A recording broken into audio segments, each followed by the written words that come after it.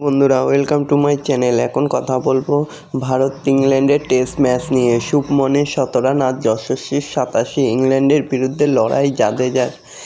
প্রথম দিনে ভারত 310 5 উইকেটের বিনিময়ে। শুভমন গিল এবং যশস্বী জয়সওয়ালের ব্যাটে ইস্টবেস্টনে খানিকটা স্বস্তিতে ভারতীয় শিবির। চাপের মুখে ইংল্যান্ডের বিরুদ্ধে লড়াই করলেন রবীন্দ্র জাদেজাও।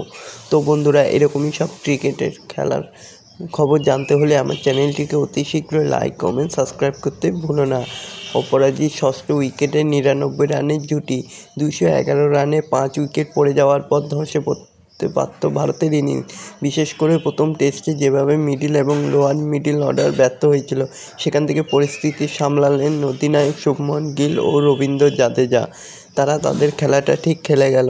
শুভমন গিল তার মাথা ঠান্ডা রেখে তার পরিষ্কার খেলাটা খেলে গেল এবং 17 রান করল, আর জাদেজাও তার সঙ্গে সঙ্গ দিতে থাকলো।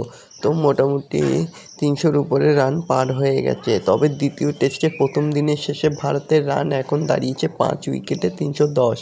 দিনের শেষে 114 রান করেন শুভমন এবং 41 রান করে রবীন্দ্র জাদেজা অপরাজিত রয়েছেন। তবে যশস্বী জয়সওয়ালের 87 এবং শুভমন গিলের 17 রানের ইনিংস ছাড়াও দ্বিতীয় টেস্টের প্রথম দিনে বাকি ব্যাটাররাও ভরসা দিতে পারলেন না দলকে। চাপের মুখে পরিস্থিতি কিছুটা হলেও সামাল দিলেন রবীন্দ্র জাদেজা।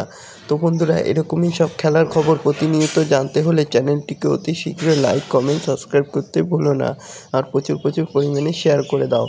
তবে টেস্টের প্রথম দিনের শেষে আরও ভালো জায়গায় থাকা উচিত ছিল দ্বিতীয় টেস্টে ভারতীয় দলের।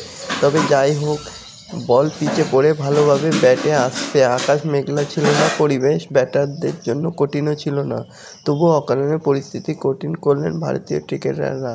তারপরেও প্রথম দিনের শেষে ভারতকে কিছুটা স্থিতিশীল দেখাচ্ছে মূলত 3 জনের জন্য। ওপেন করতেই নেমে প্রায় নিখুঁত ইনিংস খেললেন যশস্বী। ইংল্যান্ডের অধিনায়ক বেন স্টোকের ফাঁদে পা দিয়ে মেজাজ গরম না করলে হয়তো ইংল্যান্ডের মাটিতে দ্বিতীয় 100 রানটা করে ফেলতেন। তবে স্টোকসের করা অফ স্টাম্পের কিছুটা বাইরে বলে খোঁচা দিয়ে ফেলেছেন, না হলে ভালোই খেলছিল যশস্বী।